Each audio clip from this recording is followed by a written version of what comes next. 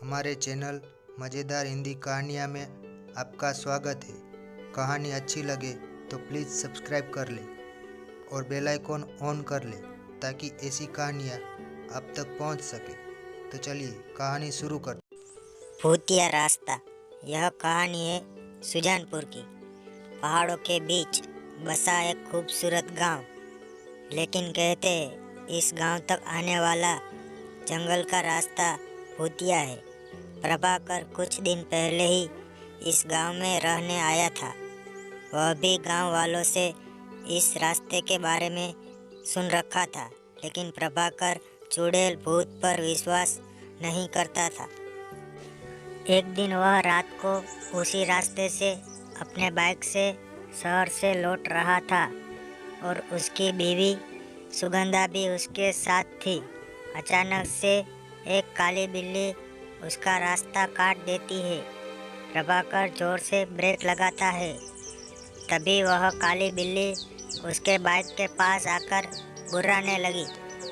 दोनों बिल्ली को भगाने का प्रयास करते हैं, लेकिन उस बिल्ली का गुर्राना बंद नहीं होता है। गुर्राते गुर्राते वह सुगंधा के ऊपर चढ़ जाती है। वह उसे हटाने का प्रयास करती है, लेकिन बिल्ली उसे जोर से दबोचा हुआ होता है। तब प्रभाकर बिल्ली को पीछे से पकड़ता है और सुगंधा को उसकी पकड़ से छुड़ाता है। फिर प्रभाकर एक पत्थर उठाकर उसे मारता है। बिल्ली जोर से गुर्राते हुए सामने के पेड़ पर चढ़ जाती है और अचानक वहाँ से गायब हो जाती है। उसे अचानक गायब होते देख दोनों डर जाते। प्रभाकर, ये बिल्ली कहाँ गायब हो गई? सुगंधा, गांव वाले सही कहते हैं, ये रास्ता सच में भूतिया है। वो बिल्ली जरूर कोई भूत थी।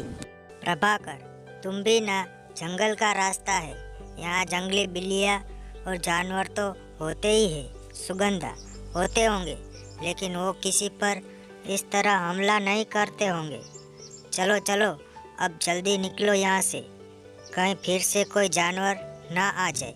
प्रभाकर ने बाइक स्टार्ट किया, लेकिन जैसे ही बाइक की हेडलाइट जली, उसे सड़क पर कई सारे गहने गिरे हुए दिखाई दिए और उसमें सोने के सिक्के भी थे। वह कुछ सोच पाता, तभी उसे किसी औरत के रोने की आवाज़ आने लगी। सुगंधा, अब किसका इंतज़ार कर रहे हो? हम किसी मुसीबत में ना फंस जाए। वे दोनों घर लौट आए, लेकिन प्रभाकर के आँखों के सामने वो सोने के गहने और सिक्के अभी भी घूम रहे थे। वैसे तो प्रभाकर को किसी बात की कमी नहीं थी, लेकिन वो बहुत लालची था। वो उन गहनों को किसी तरह हासिल करना चाहता था। अगले दिन प्रभाकर अकेले ही बीज लेने के लिए शहर जा रहा था और सुगंधा की बातों को अनसुना करके बाइक स्टार्ट करके घर से निकल गया। थोड़ी देर बाद वह उसी भूतिया रास्ते पर पहुंच गया। दिन के समय भी वह रास्ता बिल्कुल सुनसान था। प्रभाकर अपनी बाइक से चला जा रहा था, तभी उसे रास्ते के किनारे पर एक सुंदर सी दुल्हन दिखाई दी जो रो रही थी। उसे समझ नहीं आ रहा था कि इस सुनसान रास्ते पर यह दुल्हन कहाँ से आई। वह उससे कुछ पूछता, तभी वह उसके पास आ गई और रोते हुए बोली, दुल्हन, भाई साहब देखिए ना, मैं रास्ता भूल गई हूँ। मुझे शहर जाना है, क्या आप मुझे शहर छोड़ देंगे? प्रभाकर, लेकिन तुम यहाँ कैसे आई? लोग कहते हैं कि ये रास्ता भूतिया है। तुम दुल्हन के कपड़ों में हो और लोग कहाँ हैं? दुल्हन, क्या बोलूँ भाई साहब, मैं अपने पति के साथ कार से इस रास्ते से गुजर रही थी। अचानक एक काली बिल्ली ने हमारा रास्ता काट दिया और हम लोग रुक गए। मेरे पति ने कार रोकी, तभी उन्हें झाड़ियों के पीछे से किसी औरत के रोने की आवाज़ आई। वह वहाँ गए तो तभी उनकी चीखने की आवाज़ आई। मैं दौड़कर वहाँ गई तो देखा वो वहाँ मरे पड़े हैं। प्रभाकर, तुम्हारा पति मर गया? दुल्हन, हाँ वो मर गए। उनकी लाश झाड़ियों के पीछे पड़ी है। आप प्लीज़ मेरी मदद करिए और मुझे शहर तक छोड़ दीजिए। बदले में मैं आपको ये सारे सोने के गहने के दूंगी और मेरे पास कुछ सोने के सिक्के भी है। सोने की बात सुनकर प्रभाकर की कान खड़े हो गए। वो तो इसी की तलाश में आया ही था। उसने उन सिक्कों को अपने हाथों में ले लिया, लेकिन जैसे ही उसने अपने हाथों में लिया, वह लड़की अब दुल्हन से चुड़ैल में बदल गई और ज़ोर ज़ोर से हंसने लगी और प्रभाकर धुएं में बदलने लगा। कुछ ही देर में प्रभाकर पूरी तरह से धुएं में बदल गया। उस चुड़ैल ने उस धुएं को एक बोतल में कैद कर लिया और ऊपर से ढक्कन लगाकर पहाड़ी के पीछे अपने घर के तहखाने में ले गई।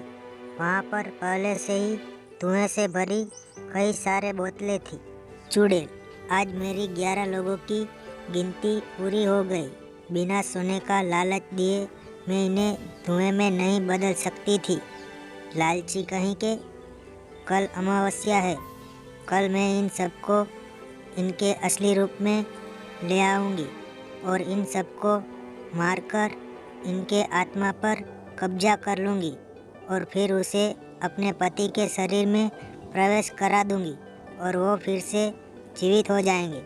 दूसरी और रात काफ़ी हो गई थी। प्रभाकर के घर नहीं पहुँचने पर सुगंधा को चिंता होने लगी। पूरी रात सुगंधा ने प्रभाकर का रास्ता देखा, लेकिन नहीं आया। उसे समझ नहीं आ रहा था कि वह कहाँ चला गया। तभी उसने देखा कि गांव के मुखिया जी गांव के कुछ लोगों के साथ वहाँ से गुजर रहे थे। वो उनके पास गई और सारी बात बताई। मुखिया, बेटी सच सच बताना, तुम लोग हाल ही में भूतिया रास्ते पर गए थे क्या? सुगंधा, जी गए तो थे, लेकिन उससे मेरे पति के ना लौटने का क्या संबंध है? मुखिया, कितनी बार कहा है उस रास्ते का इस्तेमाल मत करो, लेकिन पता नहीं लोगों को मेरी बात समझ क्यों नहीं आती है। सुगंधा, आखिर आप सभी को वहाँ से जाने से मना क्यों करते हैं? क्या राज है उस रास्ते का? मुखिया, बेटी कुछ साल पहले एक नया शादीशुदा जोड़ा इसी रास्ते से गुजर रहा था। तभी गांव के ही कुछ बदमाश लोगों की नज़र उन पर गई। उस दुल्हन के गहने देखकर उनके मन में लालच आ गया। उन्होंने उन गहनों के लालच में दोनों को मार दिया और मरते ही वह लड़की चुड़ैल बन गई। उस दिन से जो भी उधर गया वह वापस नहीं लौटा। सुगंधा, मैं वहाँ आज जाऊँगी और अपने पति को वापस लेकर आऊँगी। मुखिया, वहाँ से कोई नहीं लौटता। बेटी, वहाँ जाना जानबूझकर मौत को गले लगाना है। लेकिन सुगंधा ने उनकी एक ना सुनी और मुखिया भी गांव के कुछ लोगों के साथ तांत्रिक को लेकर भूतिया सड़क वाले रास्ते पर पहुँचे। उनमें से कुछ लोगों ने अपने हाथ में मशाल भी ले रखी थी। जंगल के पास वाली पहाड़ी के पास से उन्हें मंत्र की आवाज़ सुनाई दी। वो सभी छिपकर देखने लगे। देखा कि वही चुड़ैल मंत्र पढ़ रही है। चुड़ैल, हे शैतानी ताकत प्रकट हो। देख, मैंने तुझे खुश करने के लिए इन सारे जीवित लोगों को धुएं में बदल दिया है। कुछ घंटे के बाद मैं इन्हें आज़ाद करूंगी और इन्हें एक एक करके मारूंगी। इनका खून तुझे पिलाऊंगी और फिर इनके आत्मा पर कब्जा कर अपने पति को जीवित करूंगी। भी तांत्रिक ने पत्थर खींचकर एक बोतल पर मारा। उसमें कैद एक आदमी बाहर निकला। चुड़ैल को इस बात का पता नहीं लगा, क्योंकि वह आंखें बंद करके मंत्र पढ़ रही थी। तभी मुखिया जी बोले, अरे ये तो भीमा है। इसके साथियों ने ही मिलकर उस बेचारी औरत और उसके पति की हत्या की थी और ये लोग तो उस घटना के बाद गांव से गायब भी हो गए थे। तांत्रिक, वे गायब नहीं हुए थे, ये चुड़ैल ने सबको कैद कर लिया था। इन्हीं की आत्मा से वो अपने पति को जिंदा करना चाहती थी, सुगंधा। पर इसने मेरे पति को क्यों पकड़ा? मेरे पति तो कुछ नहीं किए थे। तांत्रिक, तेरा पति इन गुंडों की तरह लालची था। वो भी इसके गहनों के चक्कर में आ गया था। इसे अपने सिद्धि को पाने के लिए 11 लालची लोग चाहिए थे। 10 तो ये थे ही, लेकिन 11 की गिनती पूरी नहीं हो रही थी।